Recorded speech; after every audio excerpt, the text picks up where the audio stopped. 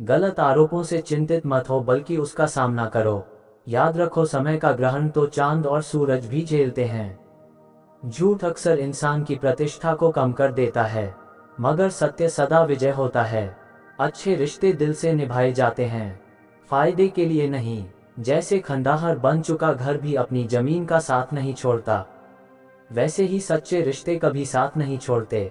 हम सब एक दूसरे के बिना कुछ नहीं है, यही रिश्तों की खूबसूरती है। जो रिश्ते दिल से निभाए जाते हैं वही सबसे प्यारे होते हैं। बड़ा सोचो, लेकिन शुरुआत हमेशा छोटे कदम से करो। सच्चे दोस्त वही होते हैं जिन्हें मुश्किल वक्त में ढूंढना पड़ता है। अच्छी नीयत आपको ऊपर उठाएगी, जबकि गंदी नीयत आपको सिर्फ मुंह के बल गिराएगी। तारीफ हमेशा चरित्र की होनी चाहिए, ना कि चेहरे की, क्योंकि अच्छा चेहरा बनाने में चंद मिनट लगते हैं, लेकिन एक अच्छा चरित्र बनाने में पूरा जीवन लग जाता है। कितना भी कीमती लिबास पहन लो, एक घटिया किरदार उसे छुपा नहीं सकता। चाहे आप खुद को कितना भी तोड़कर लोगों के सामने रख दें, दुनिया कभी आपसे पूरी तरह खुश नहीं होगी। हवाओं की अपनी एक अजब आदत होती है, कभी बुझी राख को भड़का देती हैं तो कभी जलते हुए चिराग को बुझा देती हैं। इसीलिए अगर आप कुछ बड़ा करना चाहते हो तो अपनी सोच को भी बड़ा और बुलंद रखो, क्योंकि कमजोर सोच इंसान को गिराती है और उसके इरादों को कमजोर बना देती है।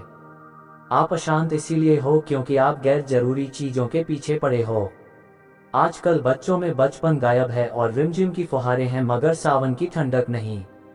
अपनापन तो है, लेकिन वह अपनापन अब कहीं खो गया है। इसलिए जो कुछ भी मिला है उस पर घमंड ना करो और दूसरों से ईर्ष्या भी मत करो। घमंड और ईर्ष्या करने वाले लोग कभी भी मन की शांति नहीं पाते। यदि आप कुछ पाना चाहते हैं तो सबसे पहले खुद पर भरोसा कीजिए। सहारे चाहे कितने भी सच्चे और अच्छे क्यों ना हो, आखिर में साथ छोड़ ही जाते हैं। जो इंसान धोखा खाकर भी गलत रास्ते पर नहीं जाता वही सच्चा इंसान होता है।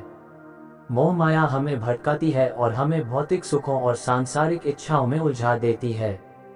नारद मुनि, जो भगवान के परम भक्त माने जाते हैं, भी इस माया के जाल में फंस गए थे। ये हमें सिखाता है कि जब हम मोह माया में फंसते हैं तो असली सुख और शांति से दूर हो जाते हैं। माया का स्वभाव ऐसा है कि वह हमें अपने अस्थायी आकर्षणों में उलझाकर जीवन के असली उद्देश्य को भुलाने पर मजबूर कर देती है। मनुष्य अपने कर्मों से पीछा नहीं छुड़ा सकता। जीवन का नियम यह है कि व्यक्ति को अपने कर्म करते रहना चाहिए। अगर कोई व्यक्ति अपने कर्मों से भागने की कोशिश करता है या उन्हें करना बंद कर देता है तो वह अपने जीवन के पथ से भटक जाता है। कर्म से मुंह मोड़ने से ना तो ज्ञान प्राप्त होता है और ना ही मोक्ष। वक्त से पहले मिली चीज अपना मूल्य खो देती है और वक्त के बाद मिली चीज अपना महत्व। इसीलिए मनुष्य को अपने कर्मों से संभावित परिणाम, विजय या पराजय, लाभ या हानि, प्रसन्नता या दुख के बारे में सोचकर चिंता नहीं करनी चाहिए।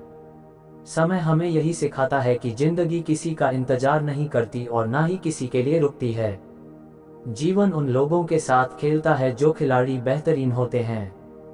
दर्द भी वक्त की तरह होता है, किसी को ये तोड़ देता है तो किसी को मजबूत बनाकर निखार देता है। अगर आप अपनी गलतियों से कुछ सीखते हैं तो वे गलतियां आपके लिए सीढ़ियां बन जाती हैं, और अगर नहीं सीखते तो वे आपके पतन का कारण बनती हैं। निर्णय आपका है, चढ़ना है या डूबना है। चुप रहना कभी कभी इसलिए भी अच्छा होता है क्योंकि सबसे ज्यादा गुनाह इंसान अपनी जुबान से ही करता है। गीता में भगवान उन्हें छोड़ देना उचित है जो आपके होने का मूल्य नहीं जानते। जहां इंसान के प्रयत्नों का अंत होता है वहीं से ईश्वर का कार्य शुरू होता है। अगर कभी आपकी आर्थिक स्थिति कमजोर हो जाए, बड़ा नुकसान हो जाए या सब कुछ खो जाए तो इसे अंदर ही पचा लो। अपनी कमजोरियों को दूसरों के सामने प्रकट मत करो। सहानुभूति के लिए आंसू मत गिराओ, क्योंकि लोग तब तक आपका सम्मान करते हैं जब तक आप मजबूत दिखते हो। दो लोगों के बीच का रिश्ता किसी तीसरे व्यक्ति की वजह से नहीं, बल्कि आपसी विश्वास और प्रेम की कमी से टूटता है। दूसरों की खुशी में खुश रहना सीखो, क्योंकि भगवान तुम्हें खुश करने में देर नहीं करेंगे। दिल खोलकर जियो, क्योंकि यदि तुम उम्र, दुनिया और समाज की सोचोगे तो सोचते ही रह जाओगे। जीत यदि सुनिश्चित हो तो कोई भी अर्जुन बन सकता है, परंतु जब मृत्यु निश्चित हो तब अभिमन्यु बनने का साहस चाहिए। सत्य हमेशा पानी में तैरते तेल की बूंद के समान होता है। चाहे कितना भी पानी डालो वह हमेशा ऊपर ही रहता है। यदि तुम्हें सीधे मुंह पर बोलने की आदत है तो सुनने की भी आदत होनी चाहिए। दो लोग जिनको जीवन में कभी नहीं भूलना चाहिए, एक वो जिसने तुम्हें तकलीफ दी और दूसरी वो जिसने तकलीफ में तुम्हारा साथ दिया। अपने दुख को अपने तक ही सीमित रखो, क्योंकि लोग पीठ फेरते ही तुम्हारा मजाक बनाते हैं। ये सुंदर सोच हमेशा अपने मन में रखना कि जीवन में थकना स्वाभाविक है, पर हार मानना नहीं। लोग कहते हैं कि जिंदगी में कभी अकेले खुश नहीं रह सकते, पर सच्चाई यह है कि अकेलापन ही हमें जिंदगी का असली मतलब सिखाता है। ये वह एहसास है जब तुम खुद के सबसे करीब होते हो। सबसे महत्वपूर्ण बात यह है कि तुम खुद से प्यार करना सीखो। जीवन में कुछ बनना है तो अपने स्वभाव को जल के समान बनाओ, जो न केवल प्यास बुझाता है बल्कि बाधाओं को पार कर अपना रास्ता खुद बनाता है। पत्थर की तरह कठोर मत बनो, जो दूसरों का भी रास्ता रोक लेता है। जो झुक सकता है वही संसार को झुका सकता है। इंसान की सबसे बड़ी कमजोरी अपनी तुलना दूसरों से करना है। हमेशा याद रखना, सफलता धन दौलत नहीं देखती, वह केवल मेहनत देखती है। इंसानियत ही एक व्यक्ति को सच्चा इंसान बनाती है। समय ही वह कसौटी है जो बुरे वक्त में अपनों का असली वजन दिखा देता है। सफलता की असली कीमत मेहनत और समय होती है। यदि मेरा भक्त मौन होकर सब सुन रहा है तो स्मरण रखें कि उसके मौन और विश्वास का उत्तर मैं स्वयं देता हूँ। केवल उस एक के सामने झुको, वह तुम्हें किसी के सामने नहीं झुकने देगा। अच्छे लोगों की संगत में रहो, क्योंकि सुनार का कचरा भी बादाम से महंगा होता है।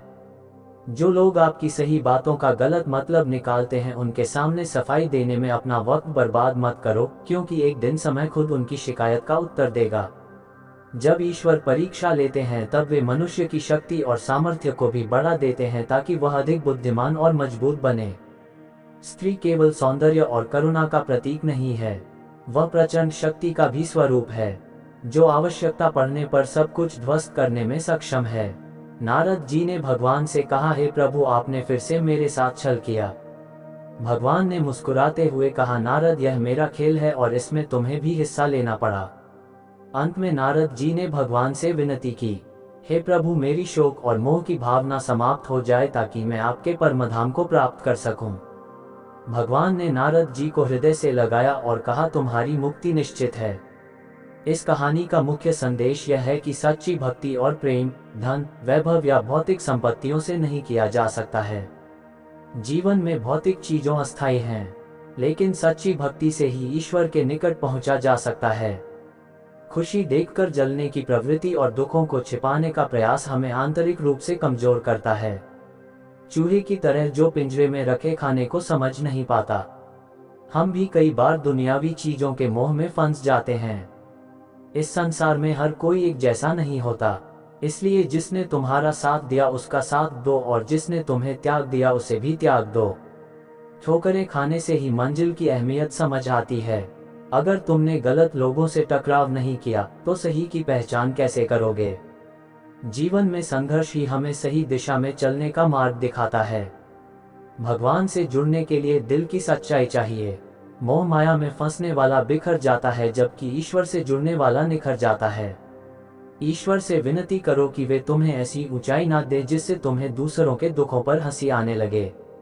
ऐसी शक्ति ना दो जो निर्बल पर प्रयोग हो।